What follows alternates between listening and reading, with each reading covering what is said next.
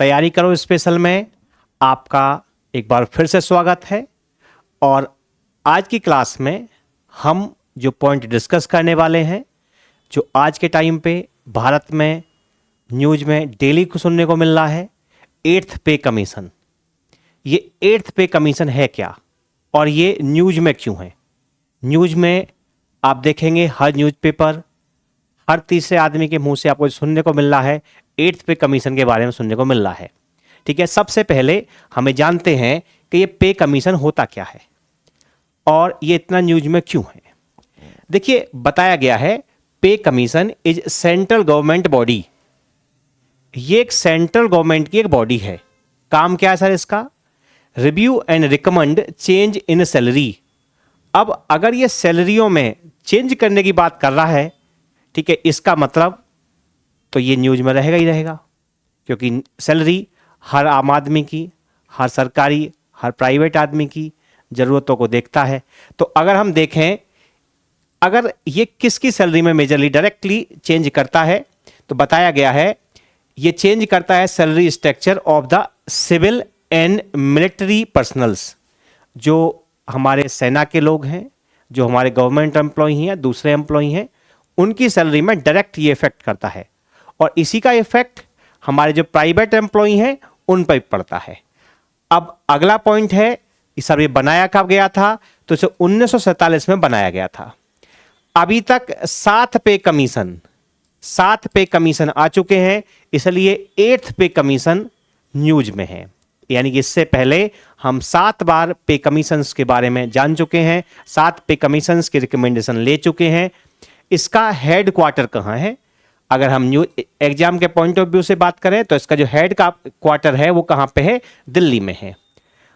अगर कोई पे कमीशन बनाया तो ये कब बताएगा कि कब तक आपकी सैलरी बढ़ेगी, कितनी बढ़ेगी? तो कितना टाइम दिया गया है? Commission is given 18 month from the date of constitution. जिस दिन ये रिकमेंड किया जाएगा, जिस दिन इसे कॉन्स्टिट्यूट किया जाएगा, बनाया जाएगा, उसके बाद 18 महीने का समय इसको दिया जाता है अपनी सिफारिश, अपनी रिकमेंडेशन भेजने के लिए। ठीक है, अगर हम बात करें 8th पे कमीशन, जो कि 16 जनवरी 2025 को जो यूनियन मिनिस्टर है, कौन सा यूनियन मिनिस्टर? अश्वनी वैष्णव, ठीक है, इन्होंने इसकी घोषणा की है, इन्होंने इसे कॉन्स्टिट्यूट किया है। इसकी जो रिकमेंडेशन है वो कब से इफेक्टिव होंगी? इसकी रिकमेंडेशन 2025 में ही इफेक्टिव होंगी। क्लियर है बात? अगर हम बात कर लें, अगर हम पे कमीशंस का इतिहास, जैसे हमने बताया कि 8वां पे कमीशन है, तो 7 पे कमीशन आ चुके हैं। कौन कौन से 7 पे कमीशन हैं, क्या क्या उनके मेजर चेंज थे, इसके बारे में थोड़ा सा हम एग्जाम के पॉइंट ऑफ व्यू से बात कर लेते हैं। देखिए, जो पहला पे कमीशन है, इसके चेयरमैन कौन होंगे? ये बताया है श्रीनिवास वरदाचारी। और पहला पे कमीशन इंपॉर्टेंट है। 7वां पे 8वां तो आने वाला है, तो सर जो सबसे इंपॉर्टेंट होगा एग्जाम के पॉइंट ऑफ व्यू से, पहला कब आया था, कब बनाया गया था? 1947 में जब देश आजाद हुआ था तब बनाया गया था। ठीक है, जो पहला पे कमीशन था, ठीक है, इसके अध्यक्ष कौन थे, चेयरमैन कौन थे? तो वो लिखा है श्रीनिवास वरदाचारी। इनकी मेजर रिकमेंडेशन क्या थी? इन्होंने जो मिनिमम सैलरी थी 55 रुपये पर मंथ, 55 रुपये पर मंथ पे सेट किया था।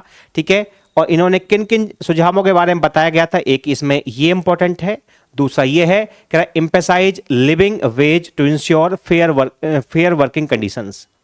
और बताया है separate committee address the armed force.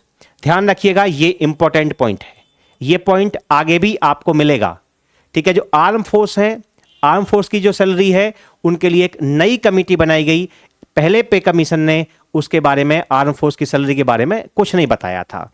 जो दूसरा पे कमीशन होगा, सेकंड पे कमीशन, इसके अध्यक्ष कौन थे? इसके अध्यक्ष थे जगन्नाथ दास। इन्होंने सैलरी को जो पहले 55 रुपये थी उसे बढ़ा के कितना कर दिया? 80 कर दिया। महंगाई और कर्मचारियों की आर्थिक स्थिति पर ध्यान दिया इन्होंने। अगला पे कमीशन की बात करें, जो तीसरा पे कमीशन था, उसके अध्यक्ष कौन थे? रघुवीर दयाल थे। रघुवीर दयाल, ये फिर से इंपॉर्टेंट है। क्यों इंपॉर्टेंट है मैं इसके बारे में बताता हूं। देखिए, इन्होंने मिनिमम सैलरी को 185 कर दिया। जो पहले कितनी थी? अगर हम सेकंड पे कमीशन में देखें तो यहाँ पे 80 रुपये थी, उसको बढ़ा के यहाँ पे कितना कर दिया? 185 कर दिया। वेतन संरचना में आर्थिक आवश्यकता का सिद्धांत का पेश किया। ध्यान रखना इसमें इंपॉर्टेंट क्यों है ये, इस पॉइंट जो तीसरा पॉइंट है इसको ध्यान में रख के ये तीसरा जो पे कमीशन है इंपॉर्टेंट हो जाता है।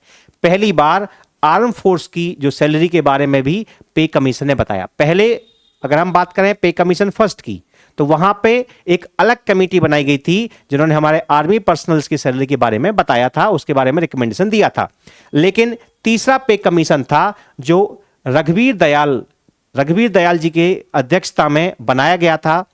Arm force included in the recommendation for the first time. ठीक है, आर्मी पर्सनल्स को भी इस कमीशन में, ठीक है, पार्टिसिपेशन करने का, उनके सैलरी के बारे में बताने का, ठीक है, तीसरे पे कमीशन ने काम किया। अगर हम बात करें अगले के लिए, जो चौथा पे कमीशन होगा, इन्होंने मिनिमम सैलरी को बढ़ा के कितना कर दिया जी, 750 रुपए कर दिया। ठीक है, इंट्रोड्यूस किया रैंक पे for arm force. Arm force के लिए इन्होंने रैंक पे इंट्रोड्यूस किया।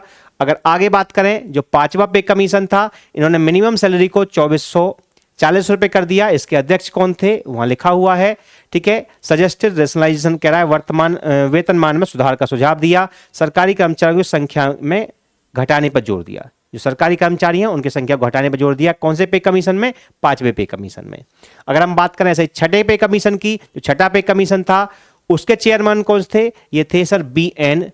श्रीकृष्ण थे। इन्होंने जो मिनिमम सैलरी थी उसे 6,660 रुपए किया। इन्होंने पे बैंड और ग्रेड पे, ठीक है, इस सिस्टम को लागू किया। आजकल हम देख रहे होंगे, हमारी सैलरी हम बता रहे होते हैं, हमारी सैलरी का ग्रेड पे ये है। तो जो ग्रेड पे आया, ग्रेड पे कौन से कमीशन में आया, ग्रेड पे छठे कमीशन में आया। इसके अध्यक्ष कौन थे, यह लिखा हुआ है। उम्मीद कर रहा हूं इस बात को भी आप समझ पा रहे होंगे। जो सातवां पे कमीशन था, क्योंकि अभी आठवां रहा है तो इससे पहले सातवां था, तो सातवां इंपॉर्टेंट है, पहला इंपॉर्टेंट है, तीसरा इंपॉर्टेंट है। किस लिए, क्योंकि आर्मी पर्सनल थे, उन्हें तीसरे पे कमीशन में इंक्लूड किया गया। और सातवां भी इंपॉर्टेंट है। सातवें के अध्यक्ष कौन थे, अशोक कुमार माथुर, जिन्हें हम ए.के. माथुर के नाम से भी जानते हैं। इन्होंने मिनिमम सैलरी को 18,000 रुपए किया। और आर्मी पर्सनल आपने देखा होगा, 1 रैंक 1 पेंशन, इसका मुद्दा भी न्यूज में हर तीसरे दिन, हर छठे महीने आता रहता है। तो जो 1 पे 1 पेंशन है, ये कौन से कमीशन में आया था, ये भी सातवें कमीशन में ही आया था, जिसके अध्यक्ष कौन थे, ए.के. माथुर थे। ठीक है, इन्होंने डिजिटल पेमेंट, जो हम आजकल यूपीआई कर रहे होते हैं, पेटीएम कर रहे होते हैं, वो भी इन्होंने इस पे फोकस किया था। और जो आठवां पे कमीशन है, आठवां पे कमीशन, उसके क्या क्या हो सकते हैं, रिकमेंडेशन किन किन चीजों पे एरिया पे काम कर सकता है, तो बताया गया है न्यूनतम वेतन और वृद्धि की जाएगी। जैसे कई बार सुनने को मिल रहा है कि सैलरी 150% हो जाएगी, ठीक है, 1.5 गुना बढ़ जाएगा, ऐसा कुछ सुनने को मिल रहा है। एआई, अगर हम बात करें, जो अगर आप अभी देख रहे हैं, जो मैंने पीपीटी बनाई है वो भी एआई का यूज करके बनाई है, तो एआई पे भी फोकस कर सकते हैं। ये कुछ पॉइंट हैं। उम्मीद करता हूं आपको मेरी क्लास कैसी लगी, आप कमेंट बॉक्स में ज़रूर बताएंगे। आज के लिए इतना ही, एक नए पॉइंट के साथ जल्दी ही मिलते हैं, तब तक के लिए धन्यवाद।